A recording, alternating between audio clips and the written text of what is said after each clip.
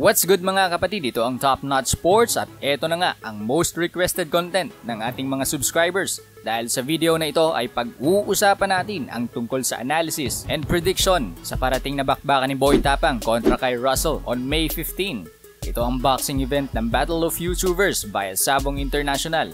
Sabado na yan mga kapatid. Konting update muna tayo mga kapatid, ang kanilang laban ay dapat naikasa na noong May 8 pero dahil nga sa sudden illness na nararamdaman ni Boy Tapang sa mismong araw ng kanyang laban ay hindi ito natuloy. Sumakit ang kanyang tiyan pero makalipas ng 2 araw ay nakamit niya ang full recovery at sinabi niyang handa na daw ulit siya na makipag-boxing. Pero hindi pa man sumasapit ang araw ng kanilang laban ay nagbakbakan na itong dalawa sa kanilang mga social media kasama ang kanilang mga fans. Nagsimula ito matapos i-express ng mga Brusco Bros ang kanilang nararamdamang disappointment kay Boy Tapang. Pagkatapos noon ay sinabihan naman ng Brusco fam si Boy Tapang na magpagaling agad para maging 100% healthy siya sa rescheduled fight nila ni Russell. Agad namang sumagot si Boy Tapang sa mga sinabi ng Brusco fam laban sa kanya, telling everybody na he is also disappointed maging sa sarili niya. Pero mas nang ibabaw ang sama ng loob ni Boy Tapang sa mga miyembro ng Brusco Bros at kay Russell dahil sa mga sinabi nila sa kanya. Panoorin nyo na lang yan sa kanilang mga social media accounts. At balik tayo sa laban nilang dalawa at unahin natin si Boy Tapang. Si Ronnie Swan o mas kilala bilang Boy Tapang ay nagsimula sumali ng amateur boxing noong 2017. Bata pa lamang ito noong magsimula siyang mangarap maging isang boxing hero. Ngunit dahil sa hirap ng kanilang buhay noon ay naging inconsistent siya sa mga pag-iensayo at pagsali sa mga patimpalak kaya mas pinili niyang tumulong sa kanyang mga magulang. Pagpasok naman ng taong 2020 ay doon na siya nakilala ng maraming tao dahil sa kanyang kakaibang hilig at ipinapakita sa publiko. Yan na nga ang pagkain niya ng mga exotic na hayop o mga dumi nito. Pagkatapos niyang makuha ang fame ay unti-unti na siyang bumabalik sa kanyang totoong hilig which is boxing. Marami tayong clips na makikita at mapapanood na nagkalat dito sa YouTube na nakikipag-sparring siya ng boxing sa kanyang mga nakakasama ngayon. Kaya ngayon ay alamin naman natin kung ano nga ba ang kanyang edge o ano ang kanyang pagkakalamang kay Russell. Bukod sa experience, sa muling pagbaboxing ni Boy Tapang ay kitang-kita ang postura ng kanyang katawan ng isang pagiging amateur boxer. Sa timbang naman niya na 59 kilos kumpara naman kay Russell na 61 ay sa kanya ko ibibigay ang speed. At syempre dahil sa muscle memory na meron si Boy Tapang, madali niyang nako-convert ang kanyang speed into power. At kitang-kita ito sa mga bitaw ng kanyang suntok mula sa iba't ibang laban niya ng sparring. Nakita ko rin sa kanya na hindi flat-footed si Boy Tapang at meron siyang footwork. At kung aaralin nating mabuti ang kanyang laruan, ay balancing-balanse lang ang kanyang opensa at depensa. Hindi ito sugod ng sugod at basta bumibitaw ng suntok kapag alanganin. Kumbaga meron din siyang patience. Halos kumpleto rekados na nga itong si Boy Tapang at konting training pa pwede na siyang sumabak sa professional boxing. Kitang-kita at alam rin ng karamihan na siya ang liyamado sa laban na ito. Sa traits pa lang ng pagiging isang boxing hero ay kuwang-kuha na niya halos lahat. Kung tutuusin nga mga kapatid ay skills at diskarte na lang ang kanyang kailangan i-improve. Kaya naman hindi na nakakagulat na pati sa pusta ay siya ang liyamado. Pero hindi naman magpapatalo ang ating underdog sa laban na ito, ang pambato ng Cavite na si Russell. Kapatid, alam natin na wala pang karanasan sa amateur boxing fight itong si Russell. Ika nga ng ibang fans, para daw si Barney manuntok itong si Russell dahil sa kanyang mga upload na boxing sparring sessions. Sagot naman ng kampo ni Russell ay ang mga videos na nakikita ng mga fans nila ay yung mga unang beses pa lang na pagde-training ni Russell sa boxing a month ago. Which is totoo naman mga kapatid.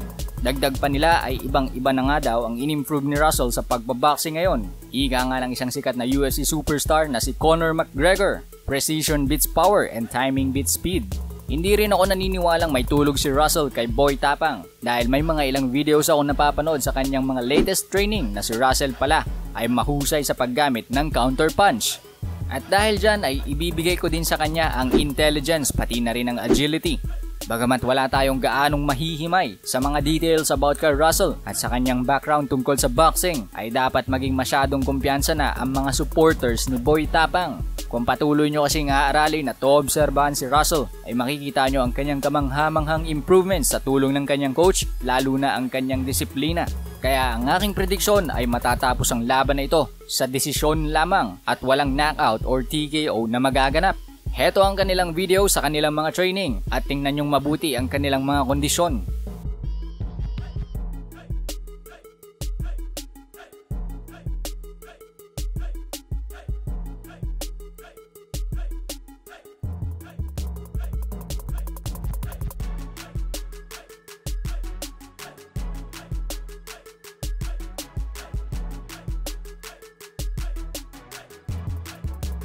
By the way, binago ng mga organizers ang ilang rules na magaganap sa parating nilang boxing match. Ayon sa isang vlog ni Boss MG ay magiging 4 rounds na ito at 3 minutes per round. Kumpara sa unang boxing match na naganap sa Sabong International na Kiko Matos versus Damsa. Sa laban kasi na yon ay 3 rounds lang mga kapatid.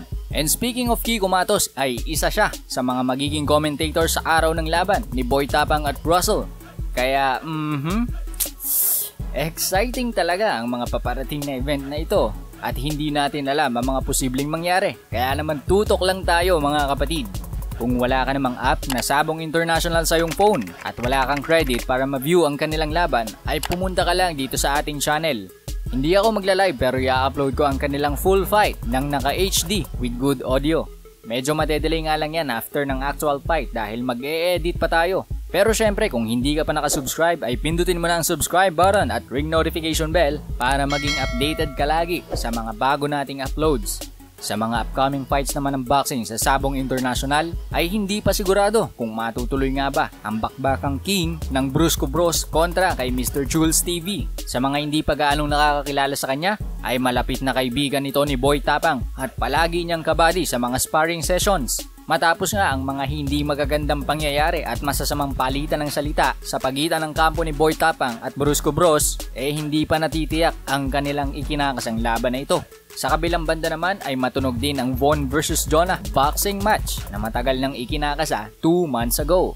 Ngunit dahil nga sa mga hindi inaasang pangyayari ay mukhang mauudlot pa yon mga kapatid.